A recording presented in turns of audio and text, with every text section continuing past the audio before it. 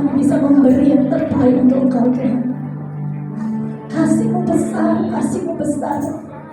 Dengan apa kami bisa membalas kasih-Mu Tuhan, selain dengan pujian dan syukur kami kepadamu Tuhan. Terima kasih Tuhan, bahwa anugerah-Mu itu selalu baru untuk setiap kami.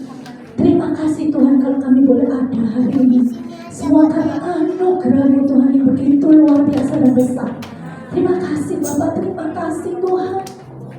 Terima kasih Tuhan, kami bawa hati kami Tuhan. Kami bawa hidup kami Tuhan. Biarlah hidup kami menjadi satu penyembahan, menjadi satu bau wangi-wangian yang harum di hadapan-Mu Tuhan. Terima kasih Bapa, di dalam nama Tuhan Yesus. Amin. Kita mau bagi berdiri ya saudara. Kita semua mau bagi berdiri ya.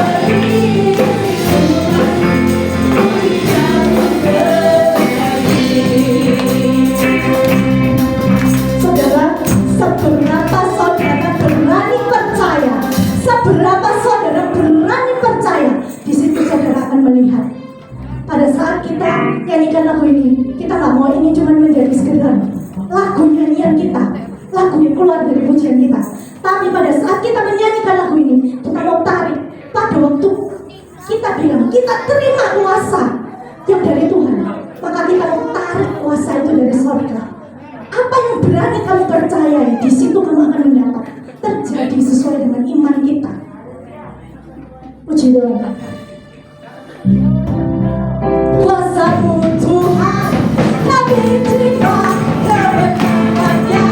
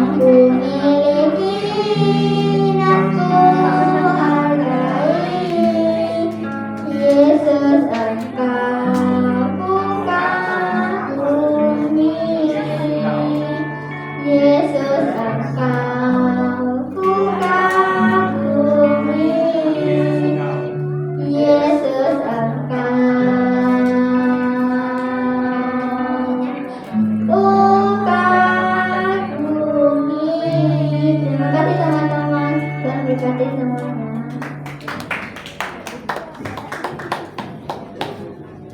Puji Tuhan saudara, sungguh lagu ini pujian yang sangat luar biasa. Saya percaya Tuhan itu disukakan ya, waktu nyanyi itu saya percaya, saya merasakan hadirat Tuhan begitu luar biasa ya. Saya sungguh merasakan kuasa Tuhan itu menjamah gitu ya. Puji Tuhan. Vivi, ada lagi yang mau menyambung? Tapi mau nyanyi, ya. Oh ya.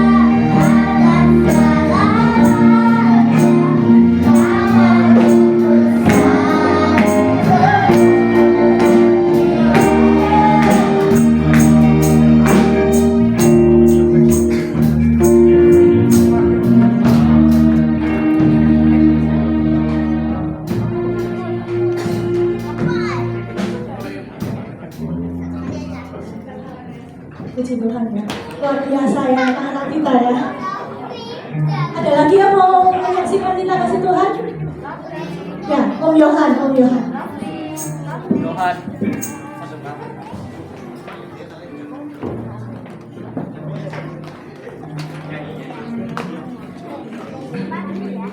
Om Yohan bukan mau nyanyi ya, ini benar-benar saksi ya. Jadi gini, tanggal 21 sampai 24 Februari tahun ini Om Yohan itu sempat di Oknama ya. Mungkin nggak banyak yang tahu karena memang ya Om pikir ya mungkin tidak perlu tahu ya nggak apa-apa, supaya Om juga di rumah sakit bisa istirahat dan juga bisa sambil bekerja ya. Jadi mohon maaf mungkin tidak banyak guru yang tahu. Nah, Om kenapa kok sakit? Om itu sakit yang namanya cervical syndrome ya. Detailnya mungkin nanti anak-anak bisa lihat di Google. Nah, jadi tapi singkatnya cervical syndrome itu adalah gangguan di bagian tulang leher ya, yang mengakibatkan bisa nyeri, dan nyerinya itu kalau parah bisa sampai ke tangannya bisa sampai gelindingan ya, dan itu disebabkan karena kebiasaan terus-menerus kita pakai komputer ya dalam kurun waktu lama, posisinya sama terus ya, apalagi mungkin juga kalau menunduk mungkin lihat handphone misalnya atau main game atau apa, pokoknya posisinya sama terus sehingga akhirnya mengakibatkan di leher ini bisa ada gangguan ya, kaku, dan kemudian nanti juga akhirnya bisa istilahnya sarafnya kejepit. Nah, sebetulnya sakit leher, kemudian sakit pundak, ya menjalar ke pundak itu sebetulnya ya dulunya Om sudah pernah mengalami, karena Om pikir ya bisa saja karena memang Om capek, ya mungkin habis olahraga atau mungkin juga karena terlalu lama bekerja di depan komputer, jadi Om anggap itu biasa. Ya kadang kalau misalnya merasa terganggu, Om datang ke dokter saraf, mungkin sama dokter sarafnya ditusuk jarum, udah pulang selesai. Ya, dan itu beberapa kali sudah agak lama juga. Nah, kemarin pada bulan Desember, Om sempat mengalami gangguan seperti itu. Om pergi ke dokter lagi, kemudian ditusuk jarum. Oke, tidak ada masalah, sudah selesai. Tapi ternyata kemudian di bulan Februari gejalanya muncul lagi, dan gejalanya ini lebih parah daripada sebelumnya. Jadi Om juga buka-buka Google ya untuk mencari tahu ini kenapa dan sebagainya, dan memang ketika dia sudah menjalan ke bagian ini punggung bagian atas, kemudian juga mulai menjalan ke tangan ya, jadi tangan ini seperti kayak kebas, Om mulai merasa wah ini berarti sudah lebih serius daripada sebelumnya. Nah kemudian Om datang ke dokter saraf, dan dokter sarafnya memang akhirnya menyarankan untuk di MRI ya, MRI itu supaya mengetahui kondisi lehernya itu secara tepat itu seperti apa ya. Dan akhirnya Om menjalani itu sedemikian rupa, ikuti, dan akhirnya juga sampai masuk ke ruang operasi ya, karena itu ada tindakan istilahnya itu pain management. Nah itu ada tindakan yang harus dilakukan, jadi ditusuk, di macam-macam dah pokoknya di bagian leher ini untuk kesembuhan itu. Dan memang akhirnya ya Tuhan tolong, walaupun Om masih pakai dokter, tapi Tuhan tolong, dan Om sampai sekarang pun juga harus menjaga supaya posisi tubuhnya, supaya posisi kepala waktu bekerja dan sebagainya, supaya tidak sampai kambuh lagi ya. Nah ini juga mungkin buat nasihat buat anak-anak semua ya, teman-teman guru juga. Nah supaya tidak sampai mengalami yang Om Yohan rasakan ya, karena zaman sekarang ya siapa yang tidak pakai komputer ya, mungkin yang kerja kantor, bahkan mungkin kalau yang tidak pakai komputer untuk kerja ya mungkin main game ya, itu posisi yang sama terus itu menumpuk ya, berulang-ulang menumpuk terus menerus, dan akhirnya Tuhan tolong ya sampai sekarang sudah tidak ada masalah, tapi Om Yohan tetap harus menjaga supaya postur tubuhnya dalam kondisi baik saat bekerja. Nah tapi ada hal yang Om ingin saksikan lain selain itu, yaitu masalah ketika Om mengalami ini, waktu itu memang dokter menanyakan kamu punya asuransi? Punya gitu loh. Oke, karena tindakan MRI ini mahal, ya lebih baik ya kamu rawat inap aja, ya. Nah, karena kan cukup mahal ya, mungkin yang tahu MRI itu cukup mahal, bisa jutaan, 3 juta, 4 juta, kadang itu juga dipengaruhi oleh kelas kamarnya. Nah, waktu Om ditawari seperti itu, ya saya punya, ada fasilitas cashless, ya saya ada fasilitas cashless. Nah, kemudian dokternya bilang, nah kamu mau mengajukan dulu ke asuransi, ya. Untuk ditanyakan apakah bisa di cover dan apakah bisa cashless atau sambil jalan, ya toh? Nah kalau mau menunggu ACC dari asuransi itu butuh waktu lama, mungkin bisa 4 hari. Nah padahal nyeri itu sudah mengganggu, ya. Kalau ditahan ya masih bisa, tapi mengganggu. Nah kalau mengganggu, akhirnya Om juga tidak nyaman kalau bekerja. Ya udah, akhirnya kalau gitu dokternya menyarankan sudah sambil jalan aja. Jadi kamu masuk opname tanggal 21-nya, jadi itu 21 itu hari Selasa. Om pergi dokternya Senin, jadi besoknya Om langsung opname. Itu sambil jalan, jadi sambil di MRI, sambil ada pengajuan ke asuransi. Nah, ternyata sama asuransinya untuk cashless-nya ditolak. Karena penyakit ini akan dilakukan investigasi karena dikhawatirkan pre-existing condition. Pre-existing condition itu adalah kondisi yang sudah ada sebelum Om Yohan join asuransi. Ya, jadi sebenarnya di asuransi swasta hal seperti ini adalah umum. Ya, itu memang ketentuan dari mereka. Kecuali kalau BPJS ya, BPJS itu sudah tidak peduli. Kalian punya pre-existing atau tidak peduli, bisa masuk. Ya, tapi kalau asuransi swasta tidak bisa. Nah, karena kondisi seperti itu akhirnya Om mulai bertanya-tanya, ini kira-kira habis berapa? Artinya kan Om harus nalangi dulu kan, harus nalangi dulu, baru kemudian dilakukan reimburse, ya. Nah, reimburse-nya pasti juga butuh waktu lama. Kemudian Om tanya, wah kira-kira habisnya, waduh Om sudah bayangkan ini banyak pasti habisnya, ya kan? Apalagi rumah sakit swasta, ya. Dan kita tahulah bagaimana rumah sakit itu, ya. Apalagi misalnya kalau wah tahu ini pakai asuransi, ya tahu sendirilah itu sudah bukan rahasia. Nah akhirnya ya udah, ya mau gimana lagi, ya walaupun Om sebetulnya sempat kecewa ya, saya ini sudah beli fasilitas cashless, kenapa kok ditolak cashlessnya? Padahal Om juga merasa aman-aman aja, tidak ada riwayat sakit ini itu gimana, tidak ada. Tapi apa boleh buat, akhirnya Om harus menerima kenyataan itu, mau tidak mau. MRI-nya juga kena, karena Om ngambil asuransi yang kelasnya cukup tinggi, yang satu kamar cuma diisi satu orang, ya. Nah, gara-gara itu akhirnya MRI-nya juga naik, ya. Kemudian sewa kamar operasinya juga naik, harga dokternya juga naik. Oh semuanya pasti beda, ya. Semuanya pasti beda. Dan akhirnya ketika Om selesai, sebetulnya padahal itu operasinya cukup simpel aja. Om hari Jumatnya itu akhirnya operasi gara-gara nunggu ACC itu tadi. Akhirnya Jumat paginya Om operasi pagi ya, 1 jam selesai, siang sudah Om pulang. Ya sebetulnya itu bukan operasi yang sampai gimana. Dan itu pun juga kita kayak ditusuk jarum, cuma karena memang alatnya ada di ruang operasi, akhirnya mau nggak mau masuk ke kamar operasi.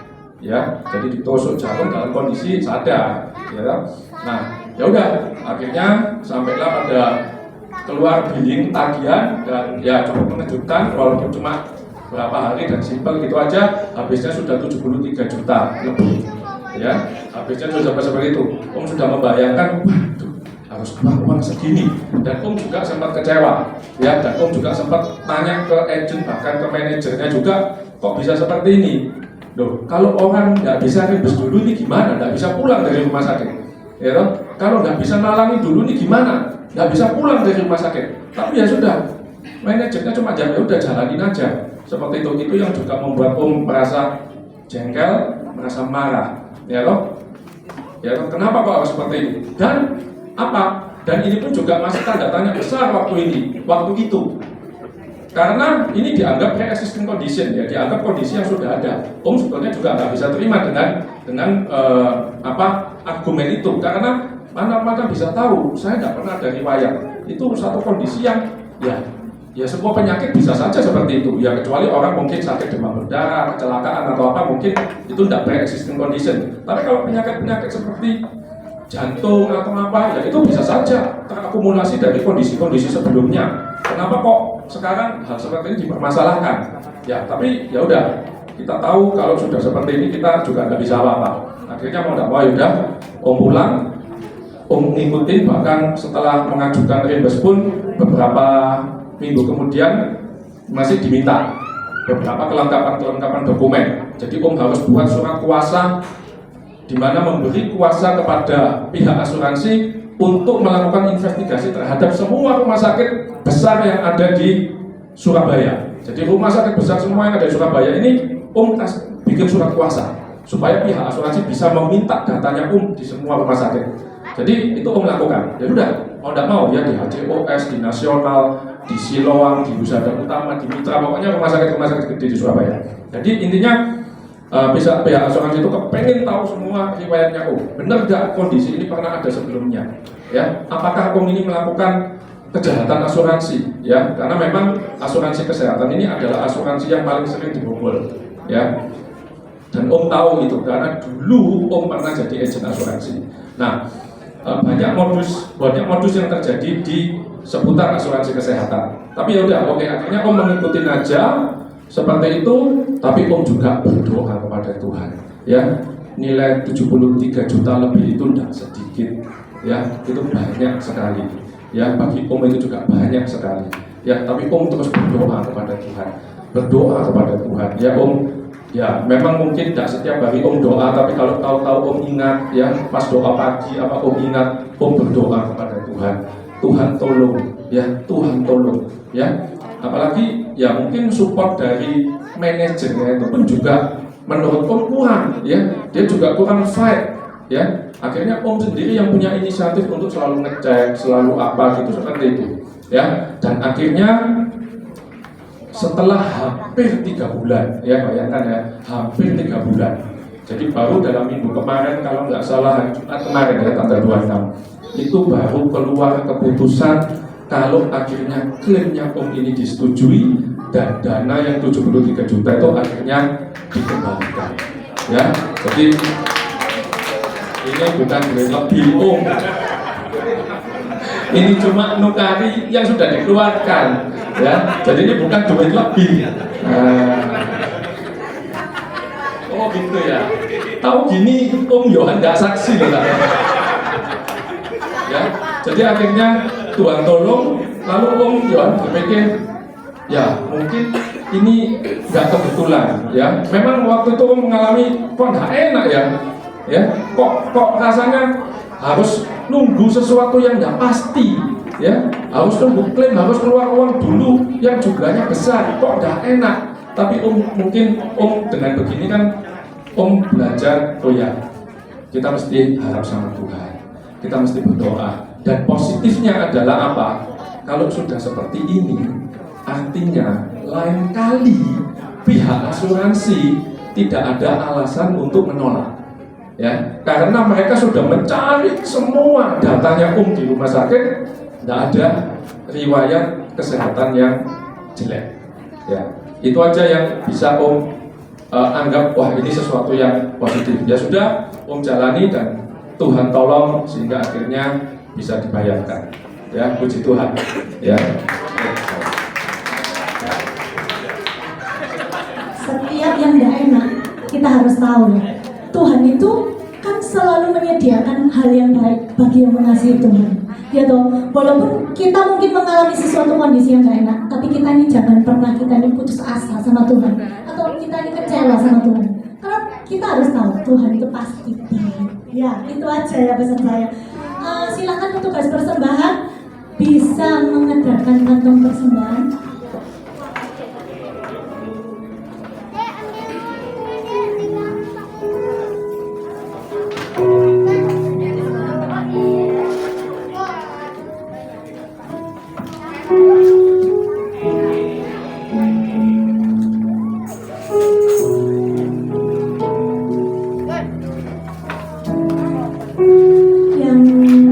Yang sudah memberi persembahan, kita bisa berdiri, kita mau masuk dalam firman Tuhan.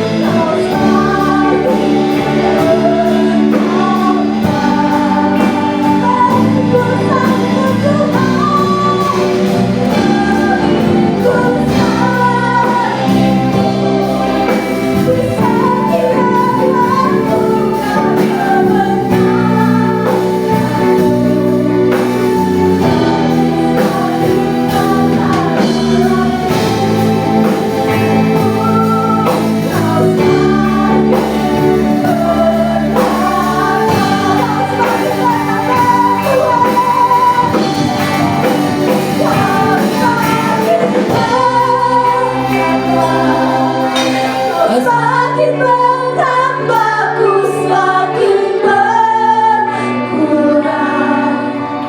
Tenang di dalam kemuliaan-Mu, Kau semakin bertambah. Kami mau memikul salib-Mu Tuhan, memikul salib-Mu di setiap waktu, biar kebenaran-Mu jadi semakin nyata dalam hidupku. Kau semakin bertambah, Kau semakin bertambah, semakin bertambah, Kau semakin bertambah,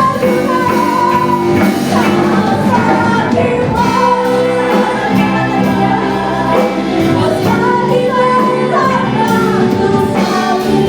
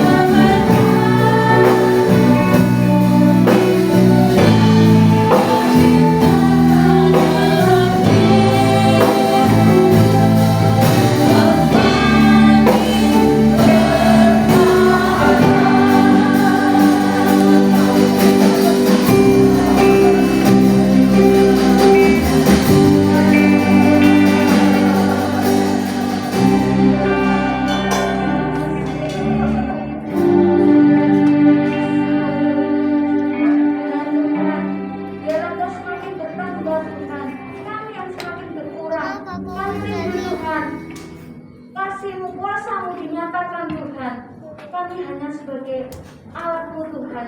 Tuhan, terima kasih kalau hari ini Tuhan sudah memberi kesempatan kami boleh memuji memuliakan nama Tuhan. Berkati Tuhan setiap puji-pujian yang kami naikkan boleh menjadi kesukaan di hadirat-Mu Bapa. Terima kasih Yesus, terima kasih. Kami sungguh bersuka cita memuliakan Engkau. Dan tiba saatnya Tuhan, kami akan mendengarkan firman-Mu. Berkati Tuhan setiap firman Tuhan yang akan disampaikan oleh hamba-hamba-Mu Tuhan. Berkati Tuhan, biarlah firman-Mu itu tertanam di hati kami. Kami boleh Tuhan terus tumbuh menjadi anak-anak Tuhan yang belajar hidup benar, belajar hidup suci. Bagi dunia ini mustahil kami belajar hidup suci, hidup kudus, tetapi di dalam Engkau Tuhan tidak ada yang mustahil. Amin. Sejak kecil Tuhan kami mau belajar hidup benar di hadapan Tuhan. Sejak kecil Tuhan kami mau belajar Tuhan hidup Tuhan suci. Biarlah kami boleh menjadi terang dimanapun kami berada, baik untuk keluarga kami, mama papa kami, untuk teman-teman kami di sekolah, rekan-rekan kerja, siapapun Tuhan, kami boleh Tuhan menjadi dekat, karena kami adalah anak-anak Allah yang kudus, anak-anak Allah yang hidup, anak-anak Allah yang suci. Terima kasih Tuhan, kami serahkan Tuhan, firman Tuhan pagi ini boleh tertanam di hati kami, dan kami mau belajar terus akan firman-Mu. Berkati setiap kelas, berkati setiap guru, terlebih berkati kami semua. Di dalam nama Tuhan Yesus, kami siap mendengarkan firman-Mu. Yang percaya katakan, silakan duduk.